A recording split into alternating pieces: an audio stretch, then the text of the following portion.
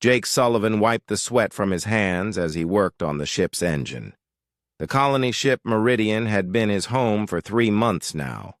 He and his daughter Emma were heading to New Haven, a planet far from Earth where they could start fresh. Emma sat nearby reading on her tablet. At 16, she had her mother's dark hair and stubborn streak. Jake missed his wife every day, but Emma made him smile. She was smart, too smart sometimes. She asked questions that made adults uncomfortable. Dad, why do the alien crew members always look away when I talk to them? Emma asked, not looking up from her tablet. Jake paused his work. He had noticed it too. The Zephyrian engineers and Carthek guards seemed nervous around Emma. They would speak to Jake, but they avoided his daughter completely. Maybe they're just shy, Jake said, but he did not believe it. The ship shook suddenly. Red lights flashed. In the engine room, Jake grabbed his tools as the ship's alarm started screaming. All passengers report to safety stations. Captain Lisa Monroe's voice came over the speakers. We are under attack! This is not a drill! Jake grabbed Emma's hand. They ran through the corridors as other families rushed past them. The ship shook again, harder this time. Jake could hear the sound of weapons hitting the hull. They reached Safety Station 7. Other passengers were already there, scared and confused. Jake saw Dr. Kevin Torres, the ship's alien expert, talking quietly with Commander Paul Hayes, the security chief. What's happening? Jake asked Torres. The doctor looked nervous. Unknown ships. They came out of nowhere. Very advanced technology. Emma squeezed Jake's arm. Dad, I'm scared. It will be okay, Jake said, but he was scared too. The lights went out. Emergency power kicked in, casting everything in red light. The ship stopped shaking. For a moment, everything was quiet. Then Commander Hayes spoke into his radio. Target confirmed. The girl is here. Beginning extraction. Jake's blood went cold. Hayes was looking right at Emma. Run, Jake whispered to his daughter. Hayes drew, his weapon, but Jake was faster. Years of military training kicked in. He tackled the commander and they both hit the floor. Other passengers screamed and ran. Go, Emma, Jake shouted. Emma ran. Jake fought Hayes for the weapon. The commander was younger and stronger, but Jake was desperate. He managed to grab the gun and hit Hayes in the head with it. Hayes went down. Jake ran after Emma. The ship's corridors were full of smoke and flashing lights. He could hear alien, voices speaking in languages he did not know. They were searching for something, searching for someone. He found Emma hiding in a storage room. She was crying. Dad, what's happening? Why did Commander Hayes try to hurt us? Jake held her close. His mind was racing. Hayes had said, target confirmed, and the girl. Someone wanted Emma. But why? We need to get to the escape pods, Jake said. They moved carefully through the ship. Jake had worked on these ships before. He knew where the emergency pods were located. They just had to avoid the aliens that were now walking. Through the corridors, Jake heard voices coming from the communications room. The door was partly open. He told Emma to wait and crept closer to listen. The child has the marker, an alien voice said. The purity division was correct. She must be eliminated. What about the other humans? Another voice asked. They do not matter. Only the girl. Her genetics are dangerous to our control systems. If her immunity spreads, we will lose everything. Jake's hands shook. They were talking about Emma, about her genetics, about killing her. He went back to Emma. We're leaving now. They reached Escape Pod Bay 3. Jake's hands moved quickly over the controls. He had helped design these pods during his time in the Earth fleet. The pod could hold 2 people and had enough supplies for a week. "Dad, you're scaring me," Emma said. "I'm sorry, sweetheart, but we have to go. There are bad people on this ship who want to hurt you." "Why? What did I do?" Jake looked at his daughter. She was just a kid. She had not done anything wrong. But somehow, she was a threat to aliens who controlled the galaxy. The pod's door closed. Jake hit the launch button. They shot out into space, just as more alien ships arrived at the Meridian. Jake watched through the small window as the colony ship was surrounded. The pod's computer was beeping. Jake looked at the navigation system. They were in the Crimson Nebula, a dangerous area of space where criminals and outcasts lived. It was not a good place for a father and daughter to be alone. "Where are we going?" Emma asked. Jake looked at the star charts. There was a trading station called Nexus Station about 6 hours away. It was run by smugglers and pirates, but it might be their only chance. "Somewhere safe," he told Emma, though he was not sure anywhere would be safe now. As their pod flew through space, Jake tried to make sense of what he had heard.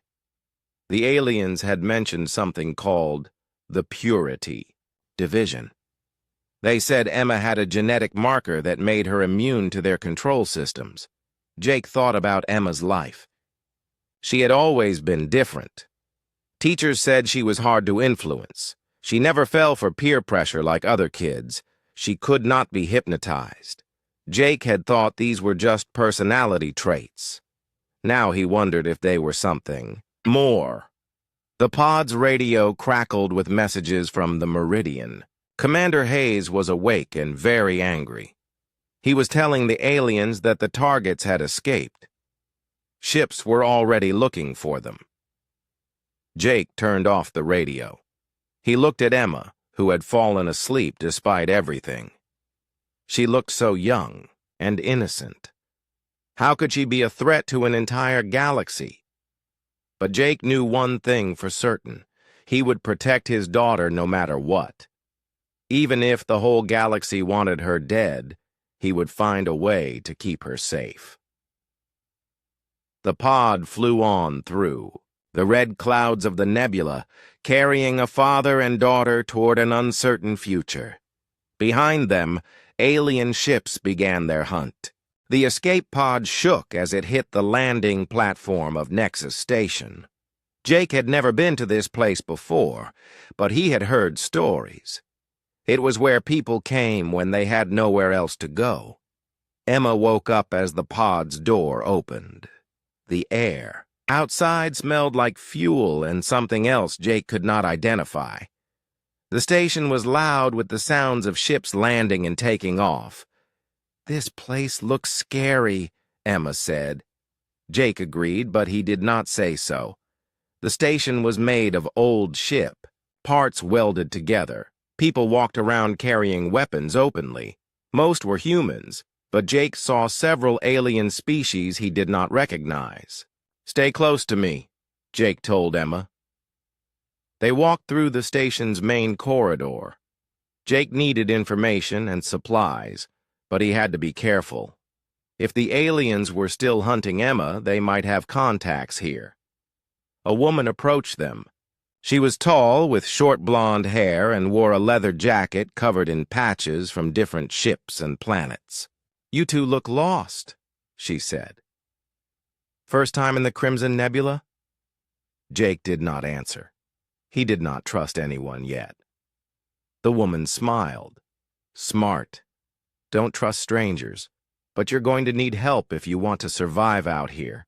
I'm Zara Cross. People call me the Phantom." "Why?" Emma asked. "Because I'm very good at making things disappear," Zara said, "including people who need to disappear." Jake studied Zara's face. She had the look of someone who had seen too much trouble, but her eyes were not cruel. "What do you want?" Jake asked. "Right now? A drink and some interesting conversation." You two are running from something big. I can tell. Jake made a decision. They needed allies, and Zara might be their best option. We need somewhere safe to talk, Jake said. Zara led them to a small bar in the lower levels of the station. The place was dark and quiet. Most of the customers looked like they wanted to be left alone. So, Zara said after they sat down, what kind of trouble brings a father and daughter to this lovely place? Jake told her everything. About the attack on the Meridian, about what he had heard in the communications room, about Commander Hayes trying to capture Emma. Zara listened without interrupting. When Jake finished, she was quiet for a long time. The Purity Division, she finally said. I was hoping I would never hear that name again. You know about them? Jake asked. I used to work for Earth Intelligence, before I became a smuggler. The Purity Division is real and they're worse than you think. Zara explained that the Purity Division was a secret part of the Galactic Council. They had been hunting humans with certain genetic traits for over 50 years. What traits? Emma asked. Immunity to psychic control? Zara said. Most humans don't know this, but several alien species can influence human minds. They've been doing it for decades, but some humans are naturally immune. Jake felt sick. And they kill those people? Usually. Sometimes they just make them disappear. Earth's government knows about it, but they don't care. They're getting too much from their alien allies to worry about a few missing humans. Emma was very quiet. Am I one of those people? The immune ones? Zara looked at her carefully. Have you ever felt like people were trying to make you do things, but it didn't work? All the time, Emma said. Teachers, other kids, even some adults. They get frustrated with me because I don't do what they expect. That's it then, Zara said. You're immune, and that makes you very dangerous to the current power structure. A loud crash came from somewhere in the station. Jake jumped up, but Zara put a hand on his arm. Relax. That's just Captain Rex Morgan. He's probably drunk again. A big man with gray hair and a beard walked into the bar. His clothes were dirty and he smelled like engine fuel. But when he saw Jake, his face changed. Jake Sullivan? What the hell are you doing here? Jake smiled for the first time in days. Rex, I could ask you the same thing. Rex Morgan had served with Jake in the Earth Fleet. They had been friends for years before Jake left the military to raise Emma. I run cargo through the nebula now, Rex said. It's not legal work, but it pays well. What brings you to this paradise? Jake explained the situation again. Rex's expression grew darker as he listened. Those alien bastards, Rex said. They've been playing games with humanity for too long. Can you help us? Jake asked. Of course. My ship is fast and well armed. I can get you deeper into the nebula where they'll have trouble finding you. They left the bar and walked toward Rex's ship. Jake felt hope for the first time since leaving the Meridian. With Rex's help, they might actually escape. But as they reached the landing platform, everything went wrong. Alien ships dropped out of hyperspace around the station. They were sleek and dangerous looking. Jake recognized the design from the attack on the Meridian. Karthek hunters, Zara said. They found you. The aliens began landing on the station. Jake could see armed figures in dark armor jumping out of the ships. Run, Rex said. Get to my ship. They ran across the landing platform. Behind them, Jake could hear alien voices shouting orders. Weapons fire began lighting up the night. Rex's ship was an old freighter called the Lucky Strike. It looked like it had been through several wars, but Rex claimed it was fast. They reached the ship just as a group of Karthek warriors appeared at the other end of the platform. The aliens were tall and covered in natural armor. They carried weapons that glowed with energy. "Get Emma inside," Jake told Rex. He grabbed a rifle from Rex's weapons locker. The aliens opened fire. Jake shot back while Rex started the ship's engines, but there were too many of them. Then something strange happened. Emma stepped out of the ship. "Emma, get back inside!" Jake shouted. But Emma was not listening. She was staring at the attacking aliens with a look of concentration on her face. Suddenly, the aliens stopped shooting. They looked confused. Then they started shooting at each other instead of at Jake and his friends. "What the hell?" Rex said.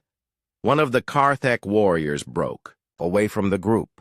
Instead of attacking, she threw down her weapon and walked toward them. She was bigger than the others, with scars covering her armor. "I am Vithara," she said in broken English. "That child. She breaks the mind chains." "How?" Jake kept his rifle, pointed at her, but the alien did not seem hostile. "You fight the Mind Lords?" Vithara asked Emma. Emma looked scared but nodded. Vithara knelt down in front of Emma. "Then Vithara fights with you. Any who breaks the chains deserves protection." Jake did not understand what was happening, but they were running out of time. More alien ships were approaching the station. "We need to leave now," Rex said. They all climbed into the Lucky Strike. As the ship lifted off, Jake looked back at Nexus Station. The other Karthek warriors were still fighting each other, completely confused. "Emma," Jake said, "what did you do back there?" "I don't know," Emma said. "I just wanted them to stop shooting at us and then—" They did. Zara looked at Emma with new respect. "Kid, you just disrupted a psychic command network. That should be impossible." As they flew deeper into the Crimson Nebula, Jake realized that Emma was more powerful than any of them had imagined. But power like that would make her an even bigger target. The hunt was just beginning. The Lucky Strike flew through the red clouds of the Crimson Nebula for 2 days. Jake watched Emma sleep in the small cabin while Rex piloted the ship. Vithara sat in the corner, cleaning her weapons and watching everything with careful eyes. "But we can't run forever," Zara said quietly to Jake. "Those hunters will find us eventually." Jake knew she was right. They needed more than just a place to hide. They needed someone powerful enough to protect Emma from the entire galaxy. "There is one option," Vithara said. Her English was getting better the more she practiced. "But you will not like it." "What option?" Jake asked. "Kethmok the Destroyer. He rules this part of the nebula. Very dangerous, but he hates the Mind Lords more than anything." Jake had heard of Kethmok. Everyone in the galaxy had heard of him.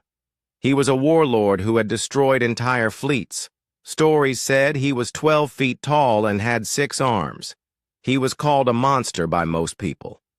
"Kethmok would kill us just for asking," Rex said. "Not if the child can do what she did at the station," Vithara said. "Kethmok was once a slave to the Mind Lords. He broke free through will and violence. He would respect anyone else who can fight them." Jake did not like the idea of making a deal with a monster, but what choice did they have? "Where do we find him?" Jake asked. "Shadowport," Vithara said. 3 hours from here. Very dangerous place, but Kethmok holds court there." Rex changed course toward Shadowport. Jake spent the time trying to understand what had happened at Nexus Station. Emma had somehow made the alien warriors confused and made them attack each other. "Emma," he said when she woke up, "do you remember what you were thinking when those aliens stopped shooting?" Emma rubbed her eyes. "I was angry. I wanted them to leave us alone, and I thought really hard about how stupid they were for following orders without thinking." And then they started fighting each other? Yeah. It was like they suddenly realized they didn't have to obey whoever was telling them what to do. Jake looked at Zara. She was thinking the same thing he was. Emma was. Not just immune to psychic control, she could break it in others too. Shadowport was the worst place Jake had ever seen. It was built inside a huge asteroid that had been hollowed out. The docks were full of ships that looked like they belonged to pirates and criminals, armed guards. Met them at the landing platform. They were a mix of humans and aliens, all carrying heavy weapons. We seek audience with Kethmok, Vithara told them. The guards laughed. Everyone wants to see the boss. Most of them end up dead. Tell him we have someone who can break mind chains, Vithara said. The guards stopped laughing. One of them spoke into a radio. After a few minutes, he nodded. You can go in, but weapons stay here. And if you're lying, you'll wish you were dead. They walked through the asteroid's tunnels. The walls were covered with the symbols of different criminal organizations. Jake saw humans and aliens drinking, gambling, and making deals that were definitely not legal. Finally, they reached a huge chamber at the center of the asteroid. It was like a throne room from ancient Earth, but made of metal and filled with alien technology. And there, on a massive throne made from the wreckage of destroyed ships, sat Kethmok, the Destroyer. The stories had not been exaggerated. Kethmok was enormous, at least 12 feet tall. He had 6 arms, each as thick as Jake's waist. His skin was gray and covered in scars. His eyes glowed red in the dim light. But what surprised Jake was that Kethmok did not look stupid or mindless. His eyes were intelligent and calculating. So, Kethmok said in a voice like thunder, you bring me a child who can break the mind chains. Show me. Jake stepped forward. My daughter is not a weapon to be demonstrated. Kethmok laughed, a sound that shook dust from the ceiling. Brave words, little human, but I do not make deals without proof. Emma stepped out from behind Jake. She looked tiny next to the massive alien warlord. What do you want me to do? She asked. Kethmok gestured to a group of aliens standing near the throne. These are my servants. They obey me because I pay them well. But some species in this galaxy would make them obey through mind control. Can you show me what that feels like? Emma looked confused. I don't know how to control minds. I only know how to stop it. Interesting, Kethmok said. He touched a device on his throne. Suddenly, the servant aliens all stood up straighter. Their eyes became blank and empty. Now they are under artificial psychic control, Kethmok said. Free them. Emma concentrated the same way she had at Nexus Station. After a moment, the servant aliens shook their heads and looked around confused. Then they sat down and went back to what they had been doing. Kethmok's red eyes blazed with excitement. Magnificent! You did not give them new orders. You simply freed them to choose for themselves. That's all I can do, Emma said. All? Kethmok stood up from his throne. Child, you have the power to destroy an empire built on mental slavery. That is not all. That is everything. Jake stepped forward again. We need your protection. The entire galaxy is hunting my daughter. I know, Kethmok said. The Purity Division has placed a bounty on her that could buy a fleet of warships. Every hunter and assassin in the galaxy will be coming for her. Then you understand why we need help.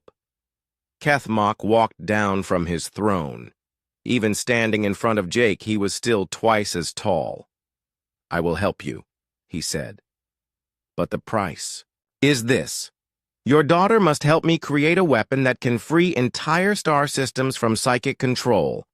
Together, We will burn the Mind Lord's empire to the ground. Jake did not like the sound of that. Emma is just a child. I won't let you turn her into a weapon of war. The Mind Lords already turned her into a weapon, Kethmok said, by trying to kill her. They have made her a symbol. The question is whether that weapon will be used for freedom or will be destroyed by those who fear it. A new voice interrupted them. The child's power is more dangerous than any of you realize. Everyone turned to see a woman in a white coat walking into the chamber. She was human, middle-aged, with graying hair and tired eyes. I am Dr. Amy Chen, she said.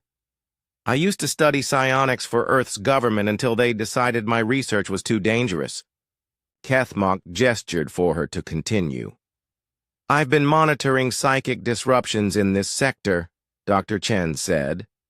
The readings from Nexus Station were incredible. This child is not just immune to psychic control, she represents the next step in human evolution. What do you mean? Jake asked. Humanity is naturally developing resistance to psychic manipulation, Dr. Chen said. Your daughter is the first full example of this evolution. If she lives and has children, her immunity could spread through the entire human race within a odd few generations. Jake felt dizzy. That's why they want to kill her. Not just because she's immune, but because she could make all humans immune. Exactly, Dr. Chen said. The current galactic power structure depends on keeping humans controllable. If we become truly free, everything changes. Kethmok slammed one of his fists on his throne. Then we will make sure she lives, and we will use her power to free every enslaved mind in the galaxy. Jake looked at Emma. She seemed overwhelmed by all the talk about evolution and galactic war. She was still just a 16-year-old girl who missed her mother and wanted to live a normal life.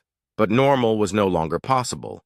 The galaxy would not let Emma live peacefully, so Jake had to make sure she lived to fight back. What kind of weapon are you talking about? Jake asked Kethmok. A device that can broadcast your daughter's immunity across entire star systems, the warlord said. Imagine every enslaved being in a solar system suddenly free to think for themselves. That would cause chaos, Zara said. Yes, Kethmok said with a terrible smile. Beautiful, liberating chaos. Jake made his decision. We'll work with you, but Emma's safety comes first, always. Agreed, Kethmok said. Welcome to the revolution, Jake Sullivan. Your daughter is about to change the galaxy forever. As they shook hands, Jake wondered if he was making a deal with a monster or a hero.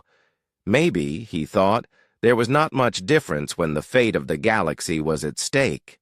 For 3 weeks, Jake watched his daughter train with Dr. Chen in Kethmok's laboratory.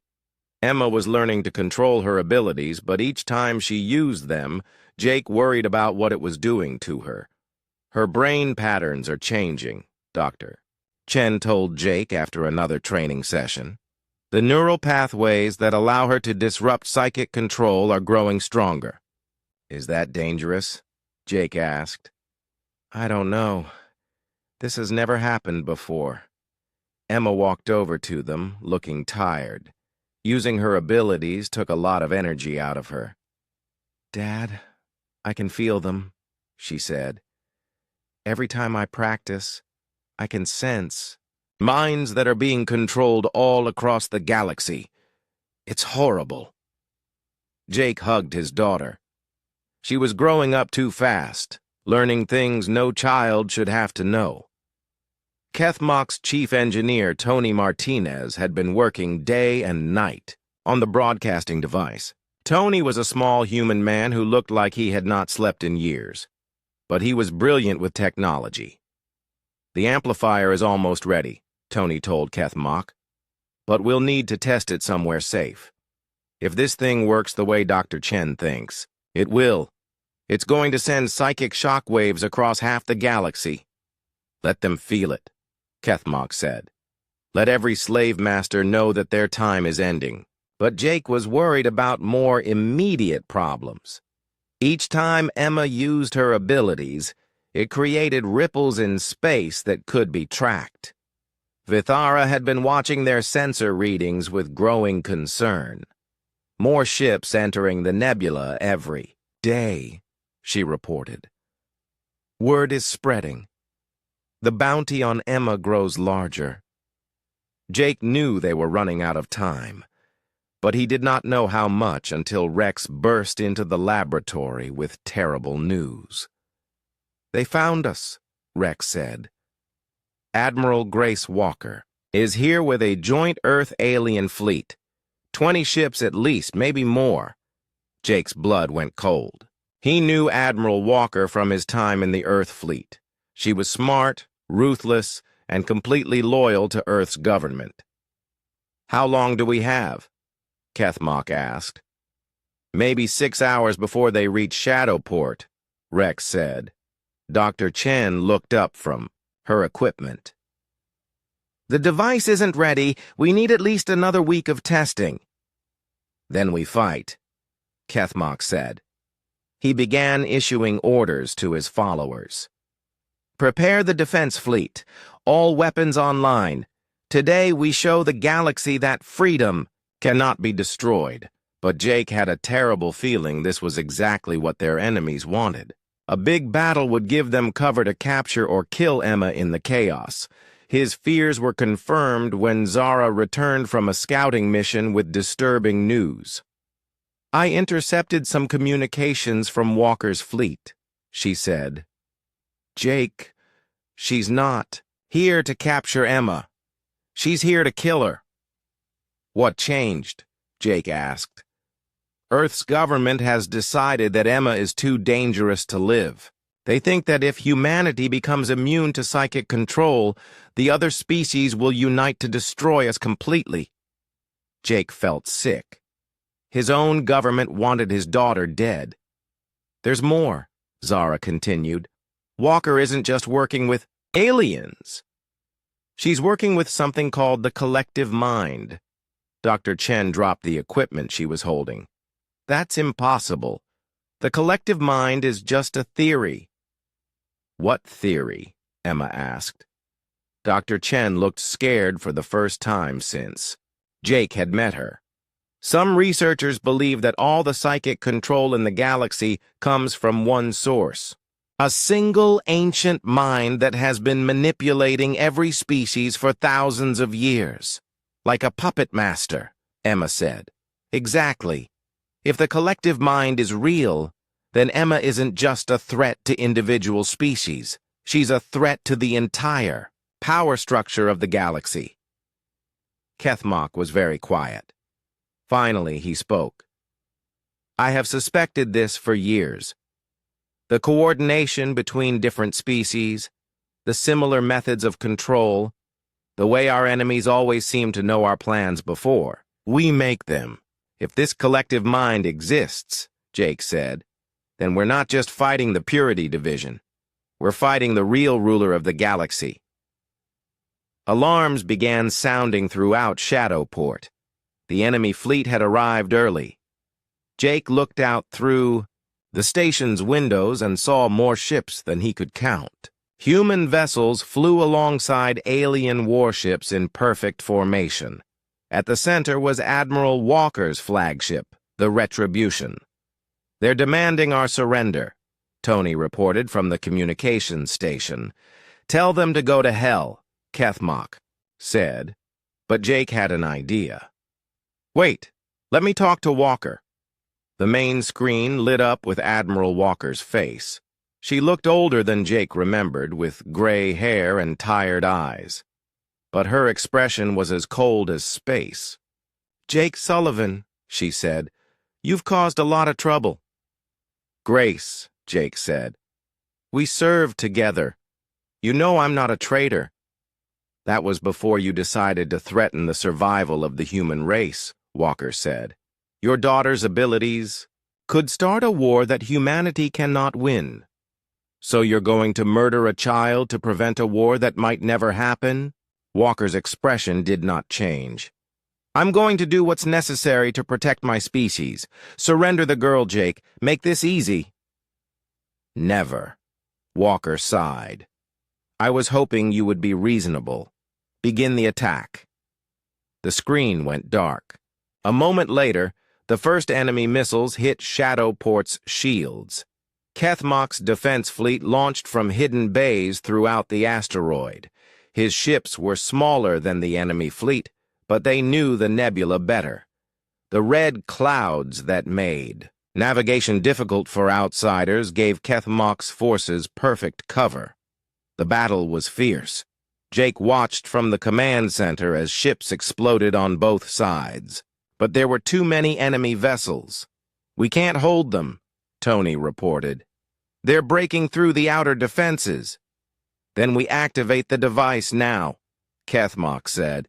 It's not ready, Dr. Chen protested. Ready or not, it's our only chance, the warlord said. They moved Emma to the laboratory where Tony's broadcasting device waited. It looked like a giant metal flower with Emma's chair at the center. I don't know what will happen, Dr. Chen warned. The feedback could kill you. Emma looked at Jake. Dad, I'm scared. Jake took her hands. I'm scared too, sweetheart. But if we don't try this, they'll kill you anyway. Emma nodded and sat in the chair. Dr. Chen began activating the device. Energy began building around Emma, making her hair float and her skin glow. Then the laboratory wall exploded inward. Admiral Walker and her troops poured through the breach, weapons ready. Stop right there, Walker shouted. But it was too late. The device was already running. Emma's power began broadcasting outward, spreading through space at the speed of light. Jake threw himself between Emma and Walker's soldiers.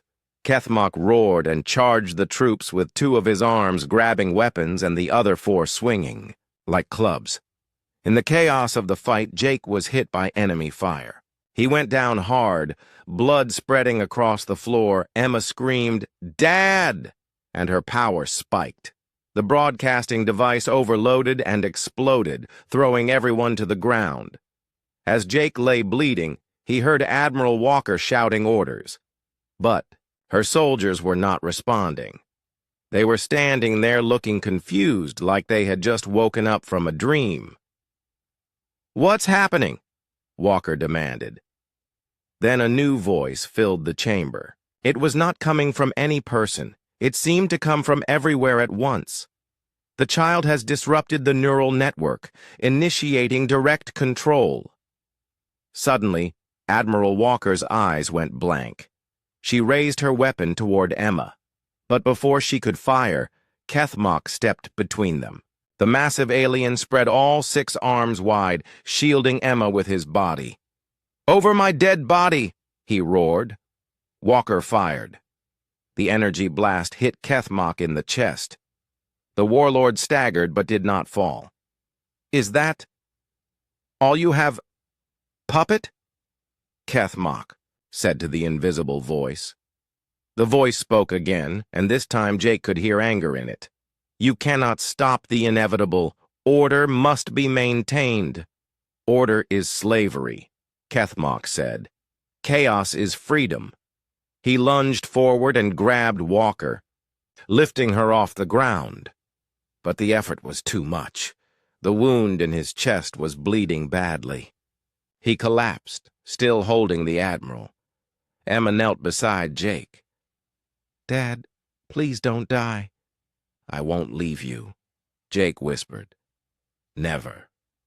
Through the broken wall, Jake could see that the battle outside had stopped. Ships on both sides were floating, dead in space, their crews probably as confused as Walker's soldiers. But Emma's broadcasting had worked too well. The psychic feedback was tearing through space, and Jake could see cracks appearing in reality itself. Whatever they had awakened was coming, and Jake knew the real fight was about to begin. Space was breaking around them. The psychic feedback from Emma's power had torn holes in reality itself. Through the cracks, Jake could see something vast and terrible moving in the darkness between dimensions.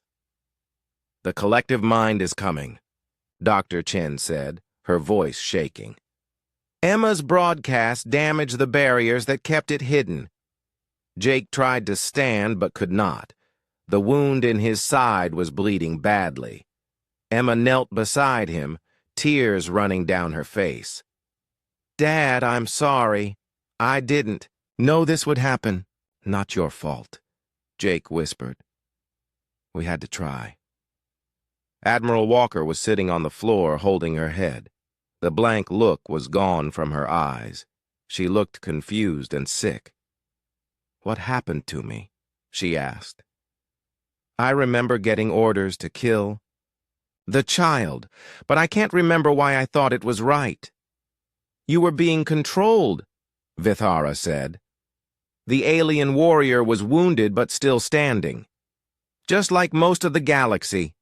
Through the broken wall, they could see the enemy fleet floating, helplessly. Many of the ships were sending confused messages, asking for orders that were no longer coming, but Jake's attention was focused on the cracks in space. They were getting bigger, and something was pushing through from the other side. "We need to get out of here," Rex said. "Whatever that thing is, we don't want to meet it." "No," Emma said firmly. "Running won't work anymore. That thing has been controlling the galaxy for thousands of years. If we don't stop it now, it will just rebuild its control network." "Emma, you're just a child," Jake said. "You can't fight something that powerful." Emma looked at him with eyes that seemed older than her 16 years. "Dad, I'm not just a child anymore. My power is growing every minute. I can feel every enslaved mind in the galaxy crying out for freedom." The cracks in space suddenly burst open. What came through was beyond description. It was not really a creature, but a writhing mass of psychic energy and stolen consciousness. Jake could see faces in the darkness, millions of beings who had been absorbed by the collective mind over the centuries. "I am order," the thing spoke, directly into their minds. "I am control. I am the peace that comes from obedience." Emma stood up. Her hair began to glow with silver light. "Your slavery, your fear, your everything that's wrong with the galaxy. Child of chaos, your interference ends now." The collective mind reached out with tendrils of psychic force. Where they touched, reality twisted and bent. Jake watched, in horror, as the thing tried to wrap Emma in its power. But Emma's immunity protected her. The tendrils could not touch her directly. Instead, they began attacking everyone else in the room. Jake felt the alien presence trying to invade his mind. It was like ice water filling his skull. He could feel his free will being stripped away. But then Emma grabbed his hand. Her power flowed through him, burning away the collective mind's influence. "I can protect you," she said, "but I need your help to fight it." Jake did not understand what she meant until she began connecting her mind to his through her power. Suddenly, he could feel what she felt, the pain of every controlled mind in the galaxy, but also their desperate hope for freedom. "Together," Emma said. "We're stronger together." Kethmok was still alive, barely. The massive alien crawled over to them, leaving a trail of blood. "I will not let it win," he gasped. "My mind was enslaved for 50 years. I will not let it happen again." Emma looked at the dying warlord with compassion. "I can connect. You too, but it might kill you." Kethmok laughed, even though it clearly hurt. "Everything kills you, eventually. At least this way. I die free." Emma took Kethmok's hand. The alien's red eyes blazed with silver light as her power flowed through him.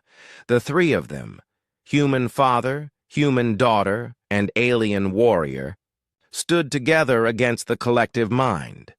Their combined will created a barrier that the ancient entity could not break. But the collective mind had other weapons. It began pulling power from every controlled mind in the galaxy. Jake could feel the psychic pressure building like a dam about to burst. "It's too strong," Dr. Chen said. "Even with your power, you can't fight the entire galaxy's enslaved population." Emma closed her eyes. "Then I won't fight them. I'll free them." She reached out with her ability, not to attack the collective mind, but to touch every enslaved consciousness it was drawing power from. One by one, she began breaking the chains that bound them. The effect was immediate. Across the galaxy, billions of beings suddenly remembered what it felt like to think for themselves. The collective mind's scream of rage and pain shook the fabric of space itself. But the effort was killing Emma. Jake could see her life force burning away as she fought to free mind after mind. "Emma, stop!" he shouted. "You're dying!" "I have to," she said. "If I don't finish this, it will just start over." Jake made a desperate decision. He opened his mind completely to Emma's power, letting her use his life force as well as her own. The pain was incredible, but he did not let go of her hand. Kethmok did the same. "For freedom," the alien whispered. The three of them poured everything they had into Emma's final push. Jake felt his consciousness expanding across the galaxy, touching minds he had never dreamed existed. And in each one, Emma's power broke the chains of control.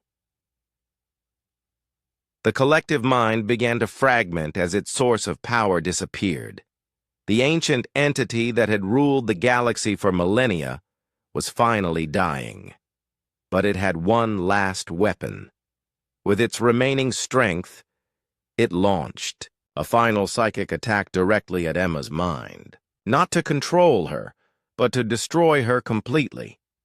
Jake saw the attack coming and tried to shield his daughter, but the blast was too powerful. It was going to kill them both. Then Kethmok moved. Despite his terrible wounds, the alien warlord threw himself between Emma and the attack. The psychic blast hit him instead of her. Kethmok's body convulsed as the collective mind's final attack tore through his mind. But somehow, he remained standing. "Over my dead body," he said one last time. Then he collapsed and did not move again. The collective mind gave one final scream of defeat and vanished. The cracks in space began to seal themselves. Across the galaxy, Jake could feel billions of minds, experiencing freedom for the first time in their lives. Emma fell to her knees beside Kethmok's body. Her hair had turned completely white from the psychic strain, and her eyes now had flecks of gold in them. "But she was alive." "He saved us," she said softly. "The monster everyone was afraid of saved the entire galaxy." Jake looked at Admiral Walker. She was staring at her hands in shock. "I remember everything now," she said. "All the orders I followed, all the people I hurt. I thought I was protecting humanity, but I was just a puppet." "We all were," Dr. Chen said. "The collective mind has been influencing every major decision for thousands of years." Rex was monitoring the communication channels. "It's chaos out there," he reported. "Every government, every military, every organization that was under psychic influence is falling apart. But it's not violent chaos. People are just confused. They're trying to figure out how to live without being told what to think." Emma stood up slowly. Jake could see that using her power had aged her somehow. She looked older, wiser, but also sadder. "It will take time," she said. "Learning to be free is harder than being controlled, but they'll figure it out." She walked over to Kethmok's still form and knelt beside him.